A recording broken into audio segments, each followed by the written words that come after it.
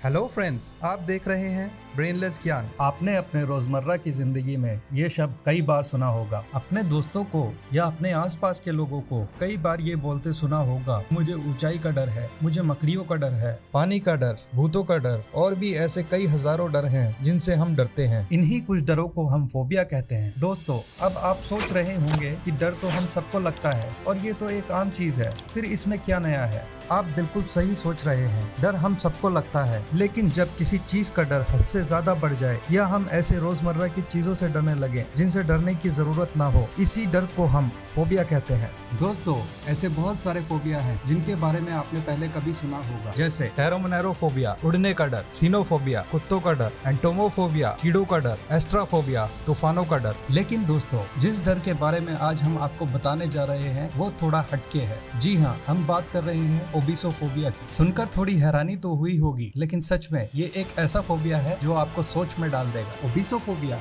जिसको हम प्रोक्रेस्कोफोबिया भी कहते हैं, जिससे आपको मोटा होने से बेहद डर लगने लगता है। ओबेसोफोबिया एक तरह का एंजाइटी डिसऑर्डर है और ये एंजाइटी डिसऑर्डर आपको बार बार मोटे होने के बारे में सोचने पर मजबूर कर देता है। ये फोबिया न सिर्फ एंजाइटी बढ़ाता है बल्कि और भी कई डिसऑर्डर्स पैदा कर सकता है, जैसे ईटिंग डिसऑर्डर। जाहिर सी बात है, जब आपको मोटे होने का डर सताएगा तो आप बार बार खाने से दूर भागने लगेंगे। कभी कभी तो हाल इतना बुरा हो जाता है कि आप एक स्ट्रिक्ट डाइट फॉलो करने लगते हैं, जिसके चलते अगर आप कहीं जा रहे हैं, जैसे शादी, बारात, बर्थडे या किसी स्पेशल ओकेजन पर, तो आप अपना खाना साथ ले जाते हैं। ये थोड़ा फनी है ना, लेकिन साथ ही साथ ये एक चिंता का विषय भी है। दोस्तों, बात सिर्फ यहाँ खत्म नहीं होती। कभी कभी तो आप खुद को खाने से इतना दूर कर लेते हैं कि आप अपनी डेली रिक्वायरमेंट से भी बहुत कम खाना शुरू कर देते हैं, जिसकी वजह से आप में बहुत सारी बीमारियां पैदा होने लगती हैं। लेकिन फिर भी आप उन बीमारियों को नजरअंदाज करते हैं क्योंकि आपका सारा फोकस तो खुद को पतला करने में लगा रहता है। ये फोबिया इतना खतरनाक है कि आप न ही खुद से बल्कि उस व्यक्ति से नफरत करने लगते हैं जो मोटा होता है। इस तरह आप लोगों की ही नहीं बल्कि खुद की भी बॉडी शेमिंग करने लगते हैं। दोस्तों, अगर ये सारी बातें सुनकर आप सोच में पड़ गए हैं और ये सोच रहे हैं कि आप भी इससे ग्रसित हैं, तो घबराएं नहीं, क्योंकि थोड़ा बहुत मोटापे का डर तो हर किसी को होता है। अब ये मामूली सा डर है या एक फोबिया, हम आपको बताएंगे। दोस्तों, अगर आपको लगे कि आप में भी ये सारे सिम्टम्स हैं तो थोड़ी सी चिंता का विषय है। जो कोई भी इस फोबिया से गुजर रहा है वो हद से ज्यादा वर्कआउट करने लगता है। वो वर्कआउट तो बहुत ज्यादा करता है लेकिन खाना या प्रॉपर डाइट नहीं लेता। खुद को क्रैश डाइट जैसे ड्राई फास्टिंग, वाटर फास्टिंग में बार बार डाल लेना, मोटे ना भी हो फिर भी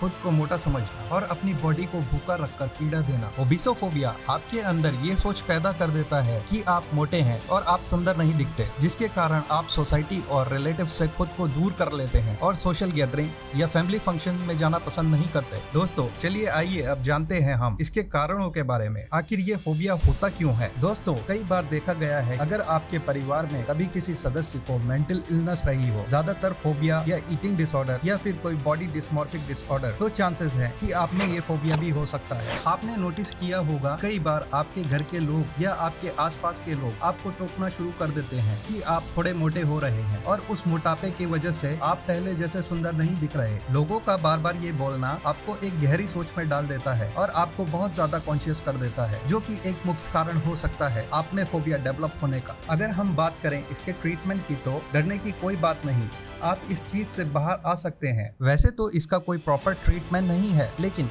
टॉक थेरेपी इसमें एक अहम रोल प्ले करती है। जी हाँ, एक अच्छे साइकोलॉजिस्ट द्वारा बात किए जाने पर आप यह जान सकते हैं कि आपके अंदर ओबेसोफोबिया डेवलप होने के क्या कारण हैं। एक बार आपको इसके कारण पता लग गए तो आप इसे ठीक कर सकते हैं। चलिए दोस्तों, आज की वीडियो में बस इतना ही। फिर मिलते हैं किसी और वीडियो में। अपना ख्याल रखिए।